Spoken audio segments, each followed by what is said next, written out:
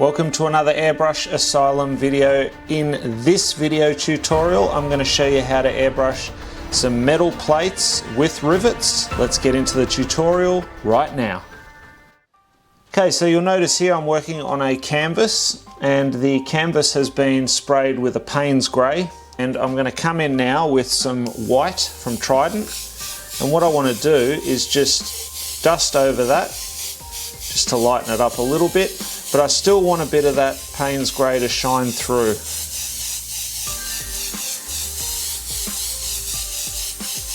Now you can go uneven with this, totally fine. So we want it to look like some uneven riveted metal plates. So the surface will look a little bit distressed, which is fine. We'll add to the effect. Just working that around, brightening up certain areas. You don't want to totally cover it, but you can see by having that Payne's grey underneath, we get a nice sort of greyish highlighted tone, which is what we're going for.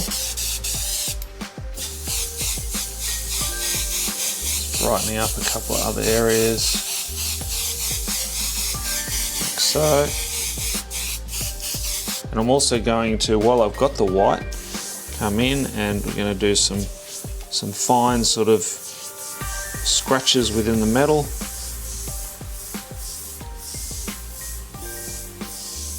If you're not confident doing this with the airbrush, then you could do this with a paintbrush.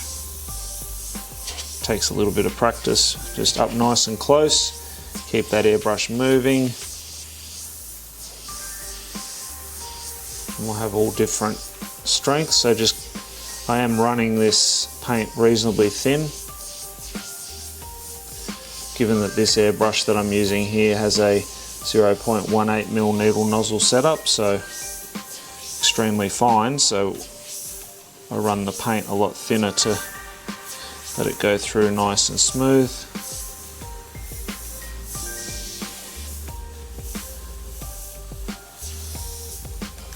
Brighten up some more of those.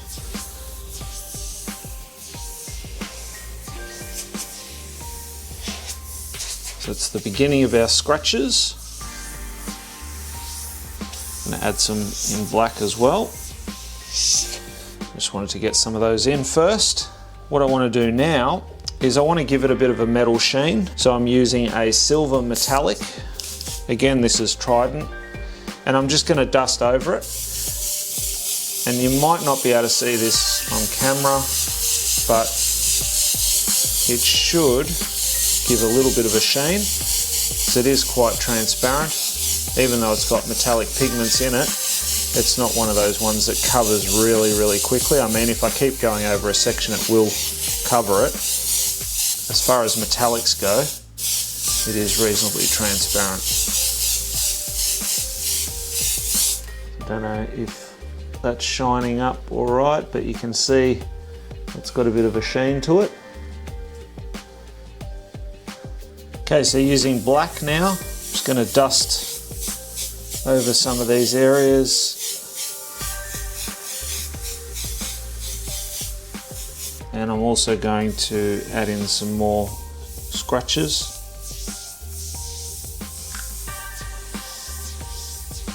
And some dots. Just uneven texture in there.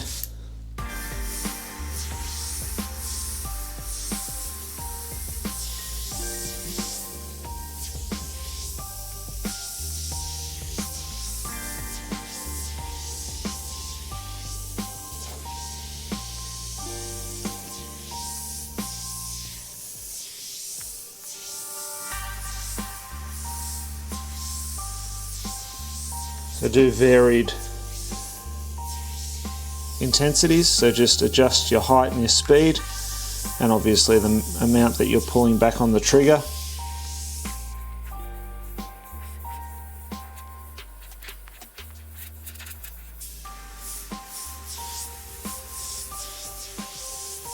Just some more random sort of dots.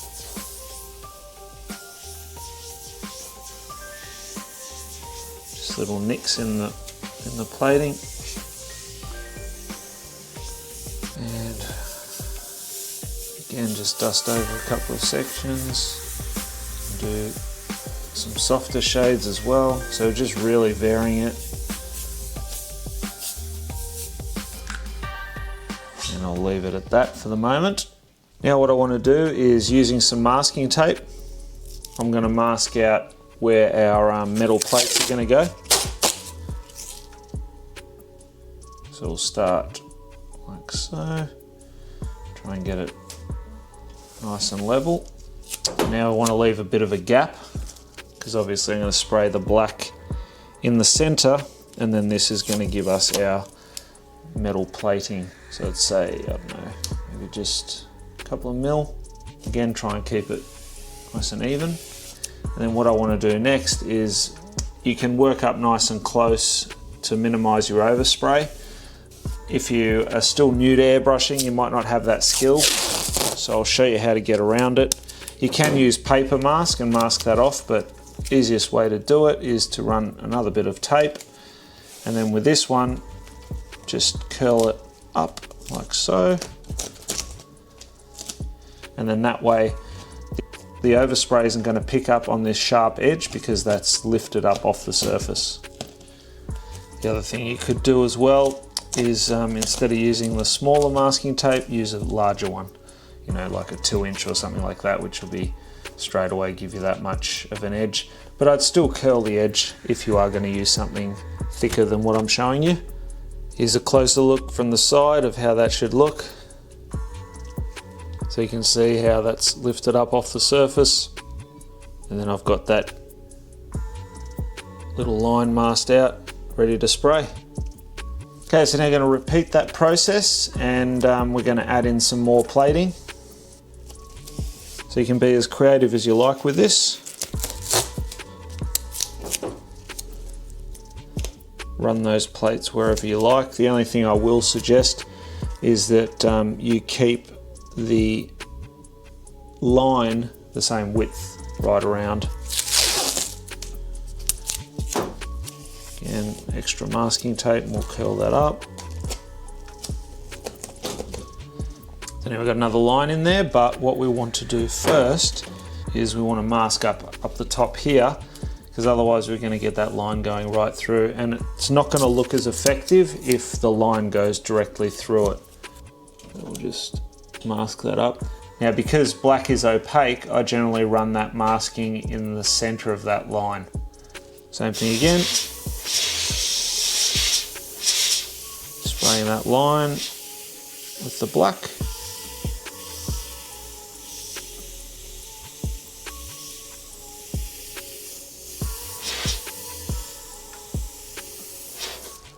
Make sure you have decent coverage.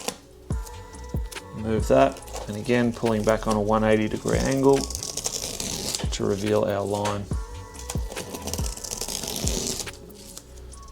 So we've got a couple there now, and I want to make another one up the top here. Again, spray that in.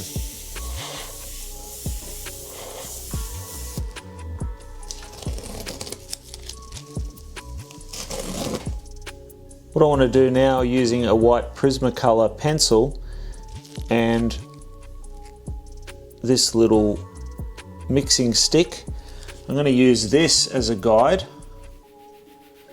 and just hold that into place. And with my Prismacolor pencil, I'm just going to run a light mark onto the canvas, and I've got a visual now of a gap that I want to continually follow.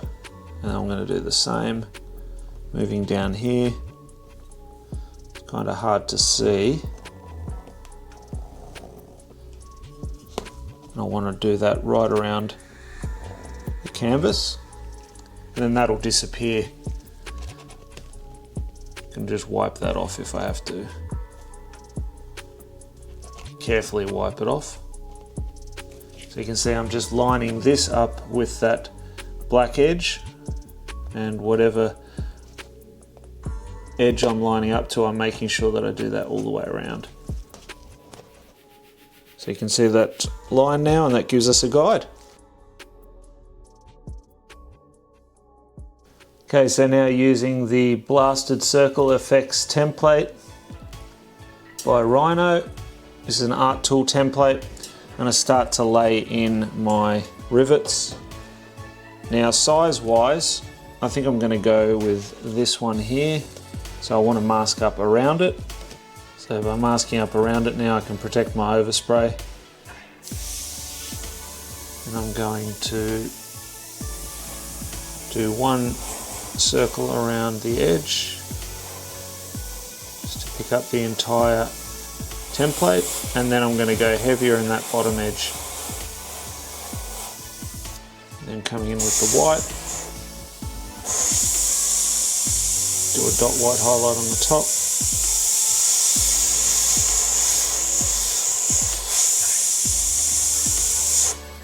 And you can go a bit uneven with it, doesn't have to be a perfect highlight. You can have a little bit of an extra couple of reflections, will make it look a bit more impressive.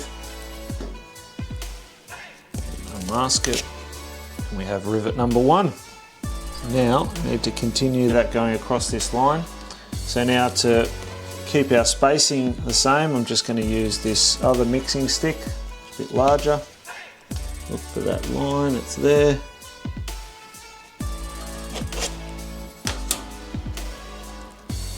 That into place and repeat. Black around the edge just to pick up the template and then shade it out.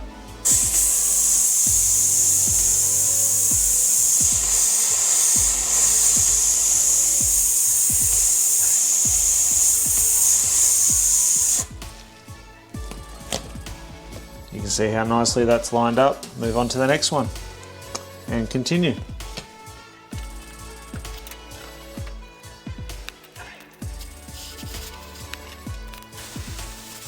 So as you can see, it is tedious, but it's working and you get the desired effect. You just take your time, figure out whatever spacing you want to use. It doesn't have to be exactly the same as this, as I mentioned, you can change it up. Now I'll start working on the other side. Okay, so I'm going to continue along there.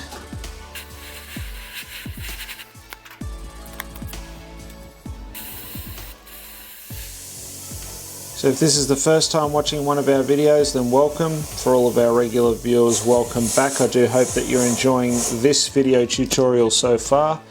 If you are, feel free to give it the thumbs up, share it out, and let's build this airbrushing community together. And if you haven't already, consider subscribing, tap on that bell icon, and then that will notify you every time I put out new content.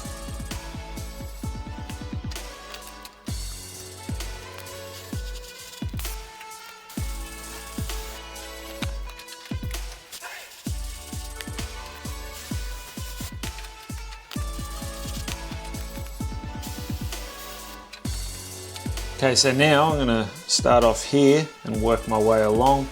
Now it's not going to marry up with the one below, but that's okay.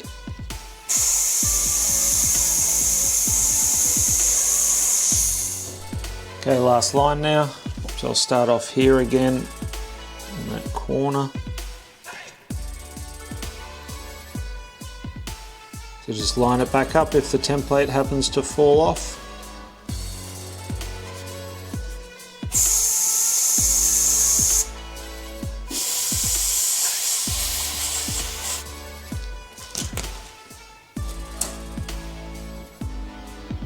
Take a look at those rivets so far, a closer look.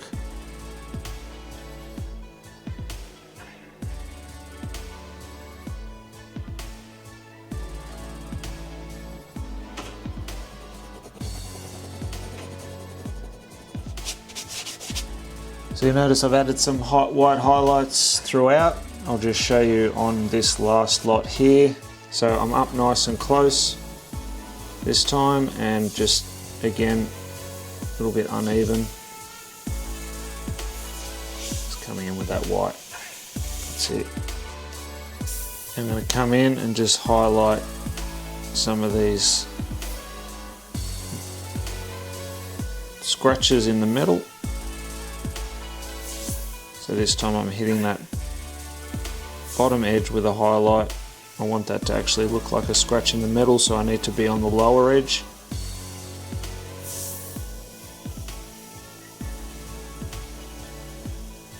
So it gives more of a 3D appearance. And I can also do that on the black ones.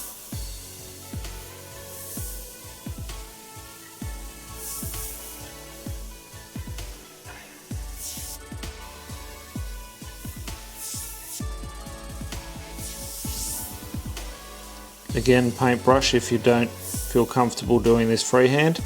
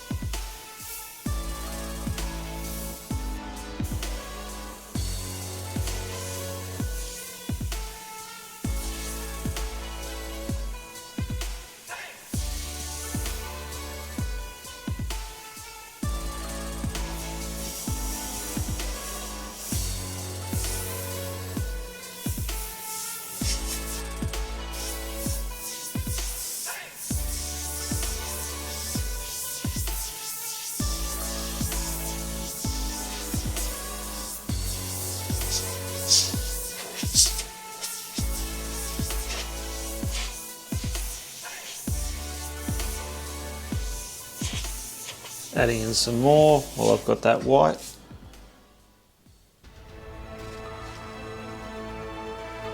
Here you have a close-up of the completed artwork on the canvas. You can see with those highlights how cool that looks.